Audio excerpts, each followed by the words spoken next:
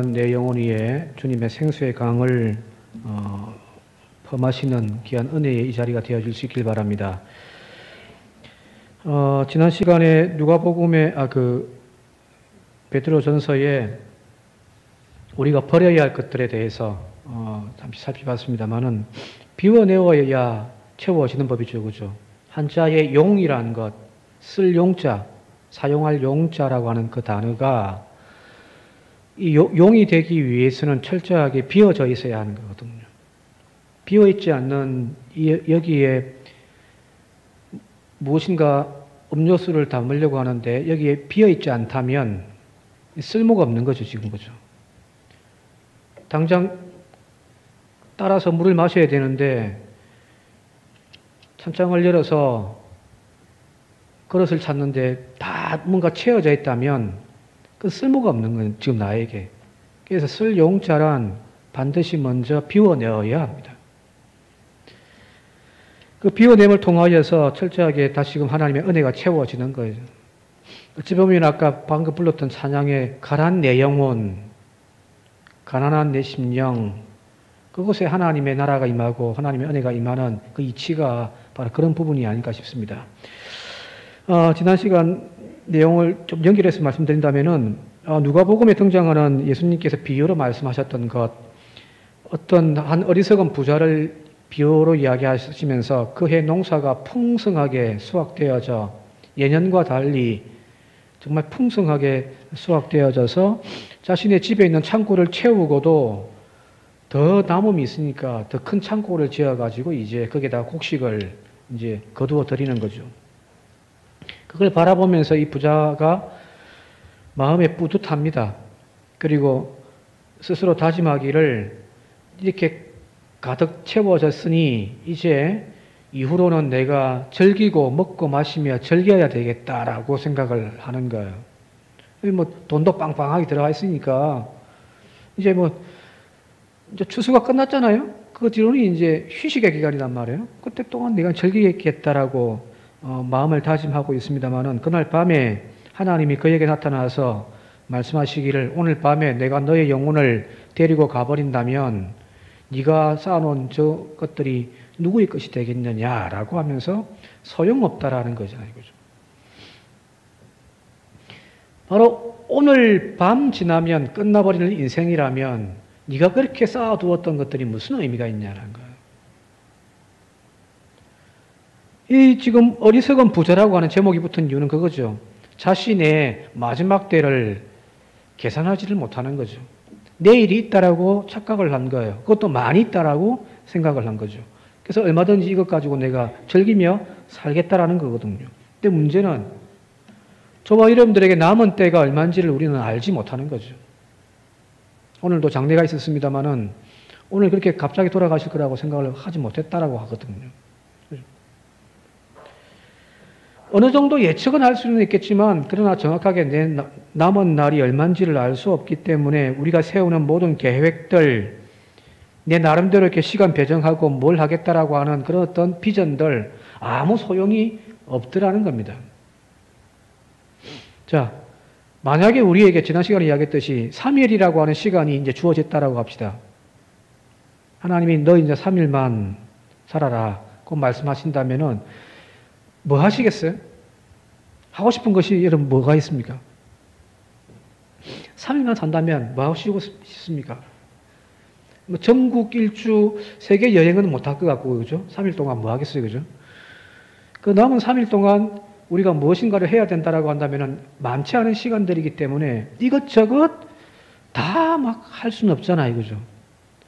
버려야 할 것들, 소중하지 않는 것들, 급하지 않는 것들은 다 이제 쳐내버릴 것이고 가장 먼저 소중하게 여기는 최우선적으로 여기는 것들을 먼저 우리는 계획을 세울 것이고 그걸 하려고 우리는 몸부림칠 거란 말이에요. 여기 육체에 남은 시간이라는 것은 바로 그런 의미가 아닐까 싶습니다. 무의미한 것들, 하나님의 마지막 시간을 미리 당겨오는 거예요. 그래서 지금 나의 삶의 자리에서 그 마지막 시간을 가지고 나의 삶을 지금 이제 정리하는 시간들인 겁니다. 필요 없는 것들, 하지 않아도 될 것들, 이거는 부수적인 것들이라고 하는 것들에 대해서는 먼저 뒤로 좀 물러내고 아마 가장 중요한 것들, 그런 것들을 채우는 삶을 우리는 3일 동안 살 거잖아요. 이거죠. 육체의 남은 시간들을 생각하라고 하는 이 베드로서의 가르침은 바로 그런 부분이 아닐까 싶습니다. 너무 바빠요. 너무 분주해요. 너무 많은 것들로 우리의 시간들을 채우고 있습니다. 너무 많은 사람들을 만나고 있습니다. 너무 많은 일들을 하고 있어요.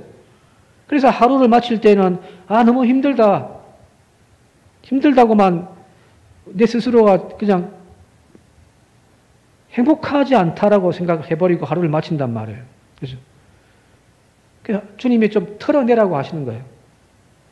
정말 내가 움켜져야 할 것이 무엇인지를, 내가 가감하게 포기할 수 있는 것들이 무엇인지를 그 육체의 마지막 남은 날들을 계산함을 통하여서 오늘 바르게 움켜쥐고 또 버릴 수 있는 저와 여러분들이 되시길 바랍니다. 성경 보게 되어지면 출애굽한 그 이스라엘 백성들이 애굽에서 종살이 하다가 출애굽 한 것만 가지고 하나님의 구원의 역사가 완성되었다라고 이야기하지 않습니다. 그죠? 출애굽기는 이스라엘 백성들이 애굽에서 출애굽하여 나온, 광야로 나온까지 이야기잖아요. 그죠? 시내산까지 간 것까지의 이야기거든요. 거기서 이제 율법을 받고 십계명을 받는 거기까지예요. 자, 출애굽만 가지고 하나님의 이스라엘을 향한 구원 사역이 완성되었다라고 이야기를 하지 않습니다. 출발일 뿐이에요. 시작일 뿐이란 말이에요.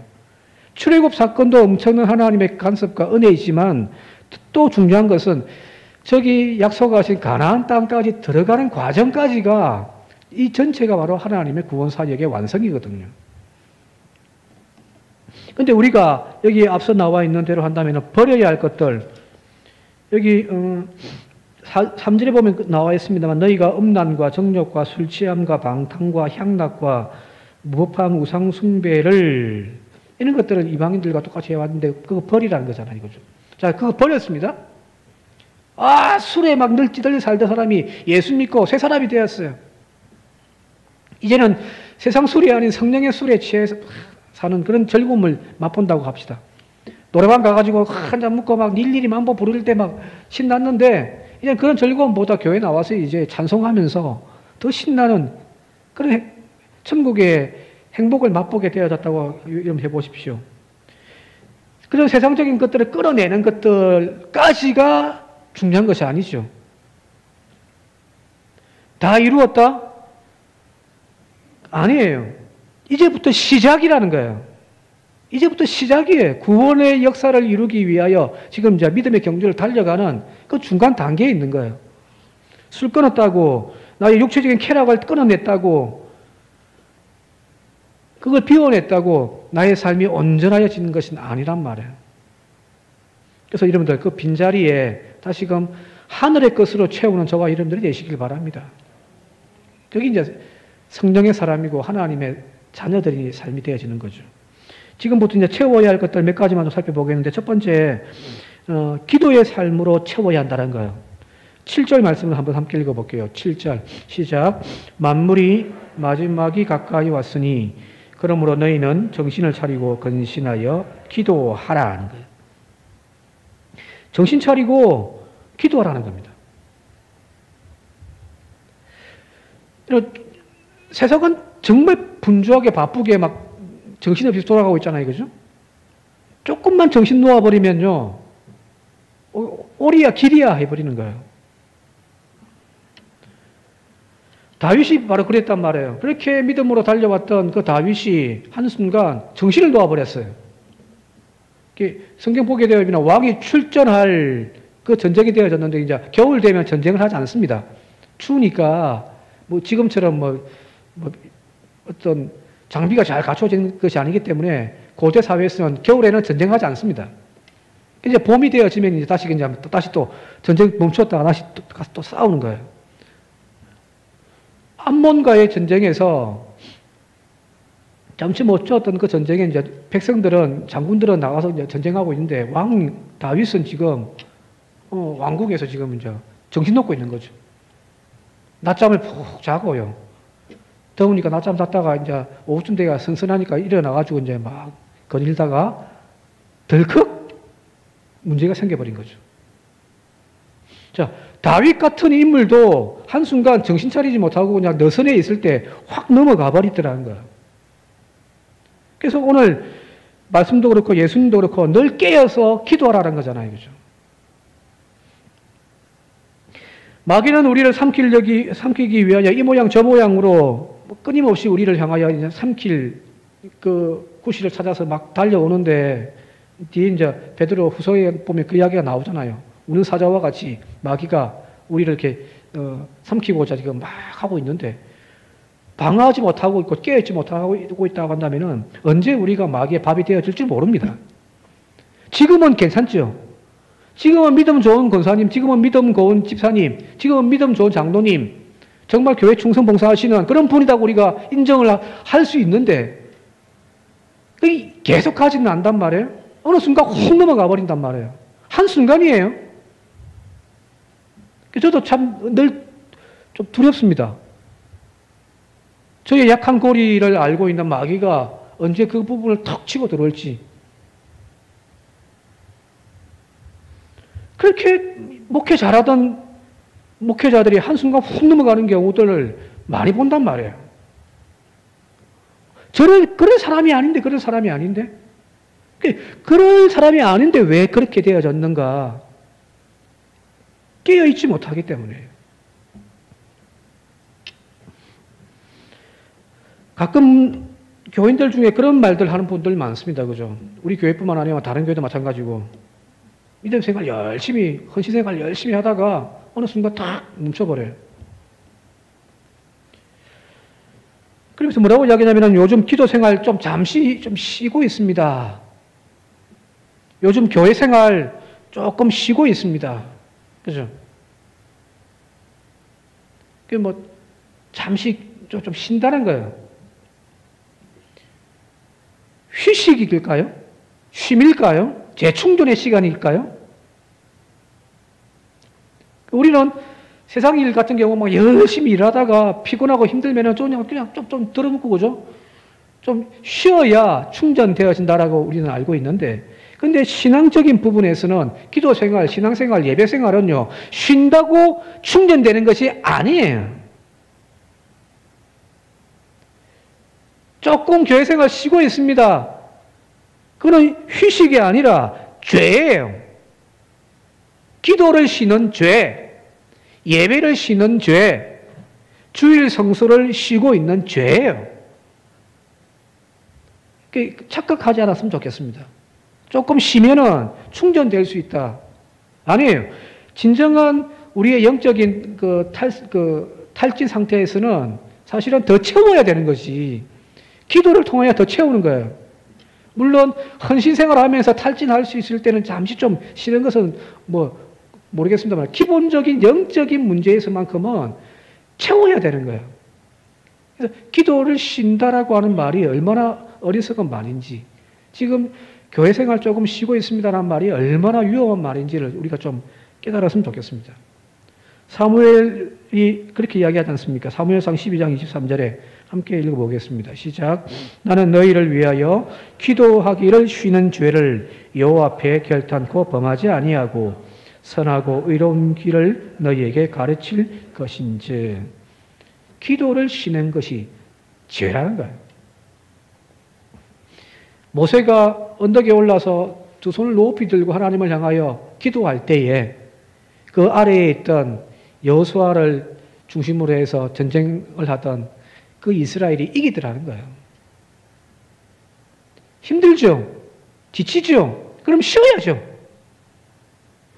우리 찬양할 때 두 손 높이 들고 하는데 가만히 보면 두 손 거의 안 드시거든요. 왜 안 드신가요? 부끄러워서? 제 생각에, 가만히 앉아 생각했거든요. 왜 손을 안 들지? 앞에서 열심히 찬양하는데 뭐 좀 따라와 주면 되겠는데. 정 집사님, 나이들이 많습니다.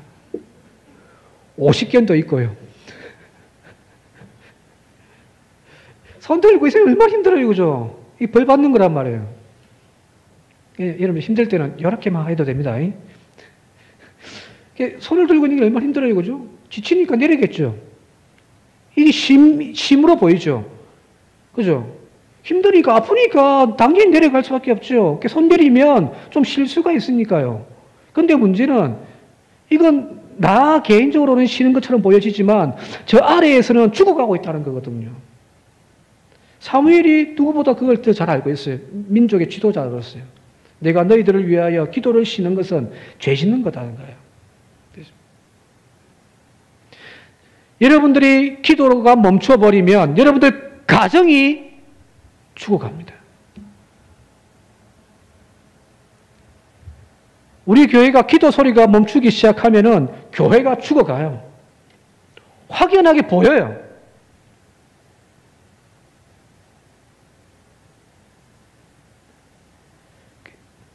기도를 쉬는 것은 휴식이 아니라 여러분들 죄라는 사실을 다시 한번 깨닫고 내가 기도할 때 가정이 세워지고 우리가 기도할 때 교회가 세워지고 예배위원회가 기도하고 예배의 바른 은혜를 깨달을 때에 예배가 바로 세워질 줄 믿습니다.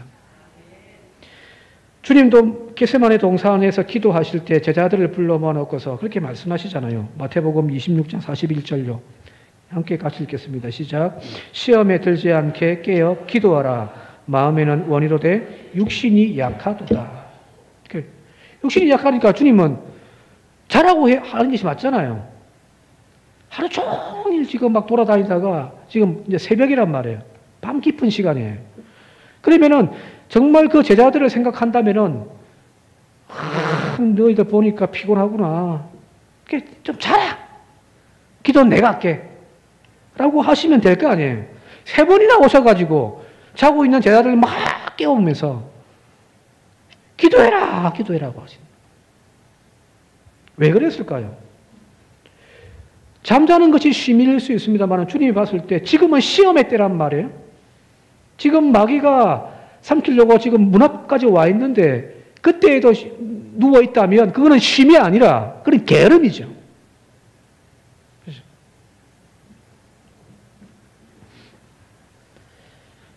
여러분들 드럼통이 있습니다. 그죠?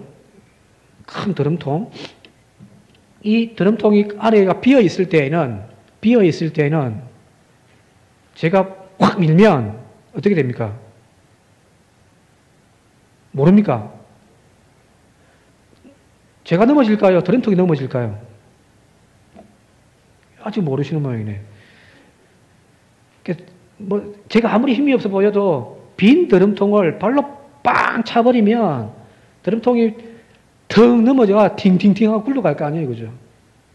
그죠? 근데 똑같은 그 드럼통이 안에 석유도 물이 가득 차 있다고 가정해 봅시다. 그걸 내가 발로 빵 차면 어떻게 됩니까? 내 발이 부러집니다. 그죠? 여기 주님께서 그 제자들을 향하여 시험에 들지 않도록 깨어서 기도하라고 하는 부분이 그 부분이 아닐까 싶습니다. 너희들이 지금 영적으로 충만해 있지 아니하고 그 속에 비어 있다고 한다면은 마귀가 너희에게 와서 우는 사자들이 이렇게 삼키려고 할 때에 금방 넘어져 버린다는 거예요. 조금만 건드려도 확 넘어져 버리는 거죠.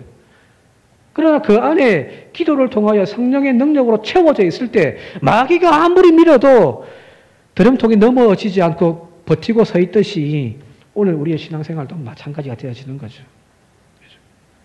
채우십시오. 깨어서 기도하는 저와 이런 데 되시길 바랍니다. 그래서 고린도 데살로니가 전서 5장인가요? 항상 기뻐하라, 쉬지 말고 기도하라, 범사에 감사하라.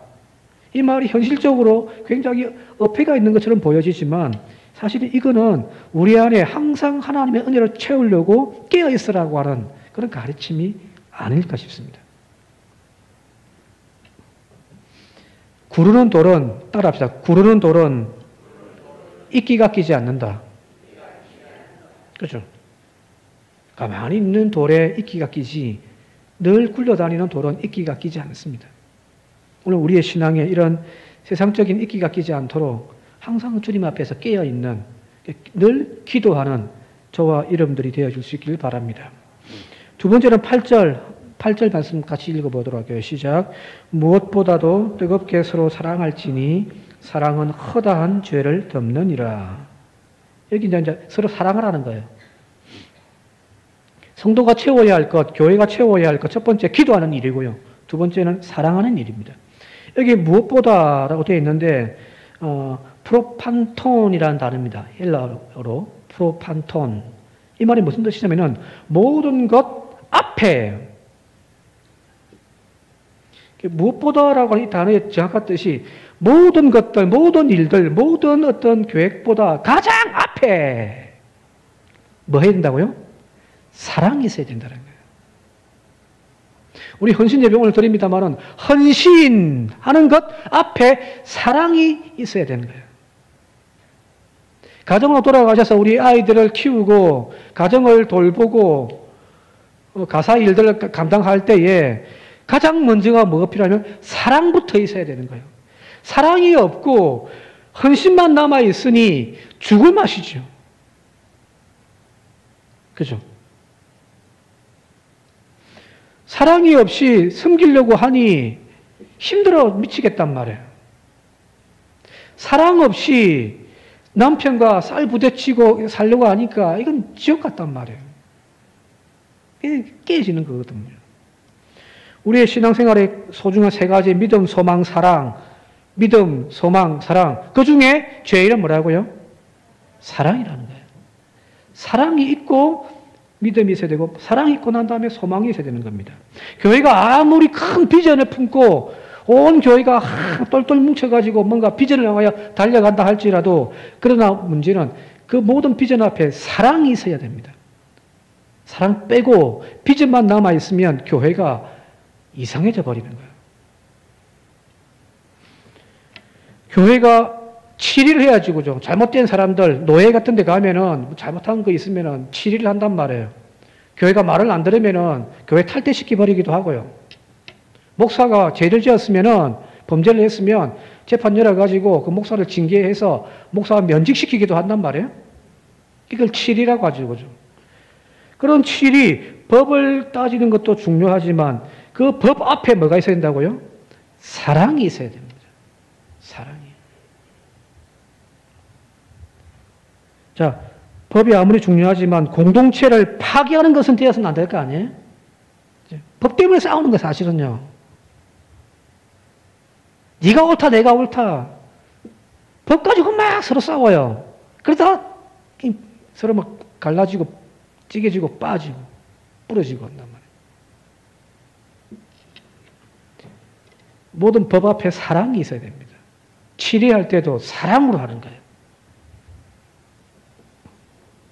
마태복음 24장 12절에 보게 되어지니까 말세에 대한 이야기가 24장에 쭉 나오는데 그 마태복음 24장 12절에 말세의 특징 중에 하나가 뭐냐면은 불법이 성행함으로 사랑이 식어지느니라 됐단 말이에요. 가면 갈수록 사랑이 식어져요. 가정에서도 사랑이 별로 없잖아요. 그러니까 가정들이 깨지는 거죠. 교회가 옛날에는 막 부흥하고 막 성장하고 했는데 교회가 이렇게 막 지금 폭삭 주저앉는 이유가 뭘까요? 그 안에 사랑이 부족하기 때문입니다. 사랑이 식어져 가고 있는, 메말라 가고 있는 시대에 교회는 바로 하늘의 그 사랑을 받아가지고 그 사랑을 나누어 주는 존재가 바로 교회입니다. 교회 가면은 뭔가 사랑받는 느낌을 받아야죠. 어떤 분이 그런 이야기 하더라고요. 설교를 듣다 보면 제 설교는 아니고요. 다른 교회 갔는데 설교를 듣다 보니까 막 친한 설교만 해가지고 늘 지적하는 설교만 하다 보니까 마음이 막 팍팍해지더라는 거예요.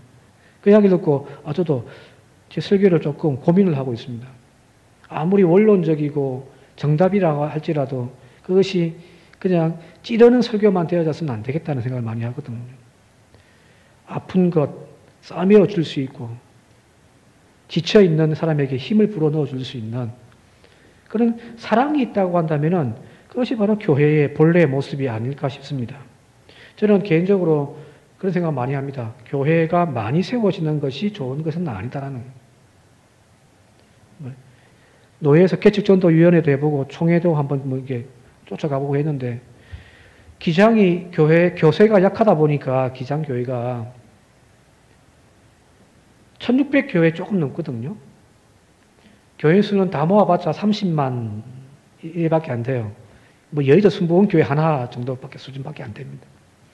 그러니까 자꾸 교회가 기장이 외적인 부분을 조금 키우려고 그동안 뭐 했냐면은 교회 개척을 막 했단 말이에요. 2015인가? 뭐 2015년까지 2015개 교회를 세운다. 막 이런 운동을 하고 그랬단 말이에요. 보면서 저는 좀 아니다 싶습니다. 교회를 많이 세우는 것이 중요한 것이 아니라 교회다운 교회를 세우는 것이 중요한 것 아닌가 싶습니다. 교회다운 교회.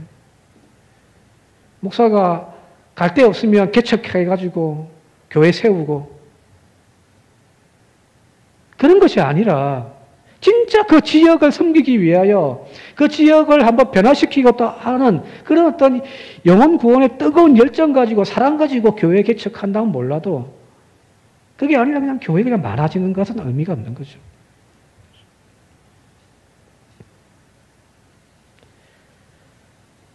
하나님은 바로 이 산정교회를 통하여 이 지역을 섬기고자 오늘도 저 사랑이 식어가고 있는 저곳에 그 사랑의 물결을 흘려보내고자 이 지역에 산정교회를 세우셨는 줄 믿습니다.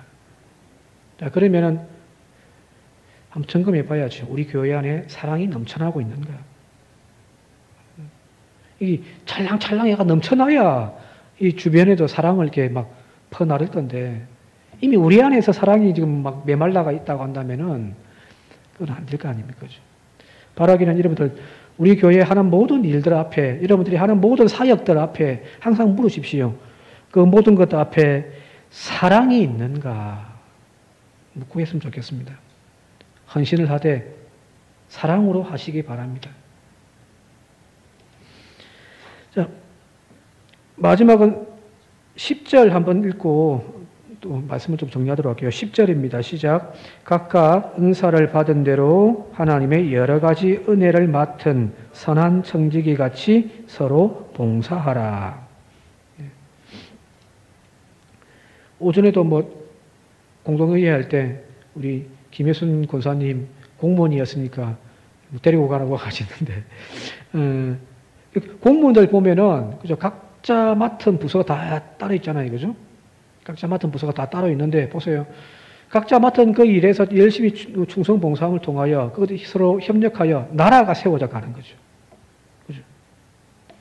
우리나라 공무원들 뭐 복지부동이니 뭐 공무원들 뭐 월급만 받고 있다고 이야기하지만 정말 우리나라 공무원들 열심히 잘해요. 외국 나가 보세요. 특히 유럽 같은 데 가보면은 공무원들요. 서류 하나 뭐 떼려고 뭐 하다 보면은 하루가 걸린다고 하거든요. 우리나라 정말 빨리빨리 처리가 잘 되어지는 거죠. 그죠? 이렇게 각자의 맡은 자리에서 서로 국가를 위해서 헌신하는 것을 공무원이라고 할 때에 교회도 마찬가지죠. 각 직분들 맡아서 각자의 자리에서 충성 봉사하여 하나님의 몸된 거룩한 교회를 세워가는 것, 그것이 바로 여러분들 헌신이고 그것이 바로 직분 맡은 자의 모습이라고 생각되어집니다. 자, 이 각자 우리가 이제 서로 봉사하고 청지기 같이 헌신할 때에 필요한 것이 뭐냐면은 10절 앞부분에 나와 있듯이 각각 은사를 받은 대로입니다. 여기 각각이라는 단어가 헬라어 뜻을 보게 되어지니까 모든 사람이 다 받은 거예요. 일정 부분 여기만 특별하게 하나님이 은사를 이렇게 준 것이 아니라 각각 다양한 각각의 은사들을 다 받았다라는 거예요. 그 받은 은사 가지고 내가 하나님을 위하여 헌신 봉사하는 거거든요. 그죠? 사실은 내가 하는 것이 아니라 하나님이 부어주셨기 때문에 그것 가지고 하는 것이라 사실은 내가 하는 것이 아닙니다. 여러분들이 소유하고 있는 하나님 주신 은사, 카리스, 그 선물이란 말이에요. 그 선물을 내가 지금 무엇을 받았는지를 한번 점검할 필요가 있고요. 그 받은 것 가지고 교회를 섬기고 봉사하는 일에 최선을 다하는 저와 여러분들이 되시길 바랍니다. 하나님의 선물인 은사를 내가 소유하고 그걸 지배하게 되어질 때에 그때부터 이런 병들기 시작하는 게 신앙생활이에요. 주님이 나에게 은사를 부어주신 것은 공동체를 위하여, 교회를 위하여, 타인을 위하여 사용하라고 주신 공공재입니다. 은사는 하나님이 공공의 이익을 위하여 사용하라고 나에게 주신 공공재란 말이에요. 사유재가 아니에요. 내 것 아니에요. 병 고치는 은사를 받았다. 그거 가지고 가서 아파하고 예수님처럼 힘들어하고 있는 그들을 안수하여 이렇게 세워서 그들 다 지금 일상생활로 돌려보내는 그 일을 하라고 부어주신 거지, 그걸 통하여 내 호주머니 채우라고 하지는 않는단 말이에요. 이전에 뭐 기도원을 한다든지 뭐 하시는 분들 중에 그런 분들 많았거든요. 가서 기도 한번 해주고 헌금 받아 가시는 분들 많단 말이에요. 그죠? 우리도 그런 전통이 있잖아요. 목사님 오셔서 기도해주면 봉투 좀 해가지고 다 준단 말이에요. 그죠? 자, 하나님이 나에게 특별하게 부어주신 그 은사가 있는데 그 은사 가지고 뭐 하냐면은 공공재예요. 여러분들에게 나누어 주라고 하나님이 부어주신 은사지, 그걸 통하여서 내 이득 챙기라고 부어주신 은사가 아니란 말이에요. 자, 은사가 어디 뭐 그런 것 뿐이겠습니까? 그죠? 다양하게 각각에게 다 부어주신 거예요. 어떤 사람은 물질적인 부유함을 누리고 있습니다. 그러면 하나님은 그 물질을 통하여서 내 창고를 채우라고 주신 것이 아니라 그 물질 가지고 섬기라고 주신 거예요. 내 통장 안에 있는 돈이 내 거다 라고 생각할 것이 아니라 공공재예요. 주변의 교인들 가운데 주변에 힘들어하는 사람들이 있다면 하나님 섬기라고 나에게 특별히 더 많이 부어주신 거예요. 특별한 재주를 가지고 있다면 그것도 마찬가지죠. 그 재주 가지고 하나님이 교회를 위해 섬기라고 우리에게 부어주신 겁니다. 여기 11절 말씀을 한번 같이 읽고 마무리 좀 하도록 할게요. 11절 시작. 만일 누가 말하려면 하나님의 말씀을 하는 것 같이 하고 누가 봉사하려면 하나님이 공급하시는 힘으로 하는 것 같이 하라. 이는 범사에 예수 그리스도로 말미암아 하나님이 영광을 받으시게 하려 함이다. 섬기고 봉사하고 누군가를 향하여 이렇게 나누어 주고 하는 그 일들을 할 때에 하나님이 공급해 주시는 것이라고 생각해라는 거예요. 내 것 틀어서 나누어 줌이 아니라, 내 시간 쪼개어가지고 봉사하는 것이 아니라 하나님이 나에게 부어주신, 공급해 주신 그것 가지고 한다라고 생각해야 합니다. 그래서 모든 영광 하나님께 마지막에는 올려드리는 거예요. 병 고치고 내 이름이 높아지고 여기저기 이름 날려가지고 막 부흥회 다니면서 막 헌금 많이 해가지고 좋은 차 타고 다니고 그게 나의 인생의 목적이 아니라 하나님이 공급해 주시는 것이었기에 하나님 영광 받으시고 나는 빠지는 거예요. 그죠? 그래야 여러분들 나중에 하나님 앞에 섰을 때 하나님 앞에 받을 상이 클 줄 믿습니다. 우리 지난번 살펴봤잖아요.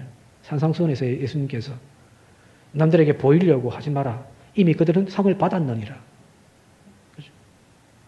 대신에 나는 빠지고 나는 그 자리에 머물러 있지 아니하고 하나님께 영광 돌리고 하나님이 하셨습니다. 왜? 하나님이 나에게 부어주신 것 같고 했으니까. 그리고 하나님께 영광을 올려드릴 때 나중에 주님 앞에서 여러분들 큰 상급 받는 그런 저와 여러분들이 되어줄 줄 믿습니다. 오늘 바로 그 믿음을 다짐하는 귀한 이 시간이 되어줄 수 있기를 주님의 이름으로 축원드립니다. 함께 기도드리겠습니다.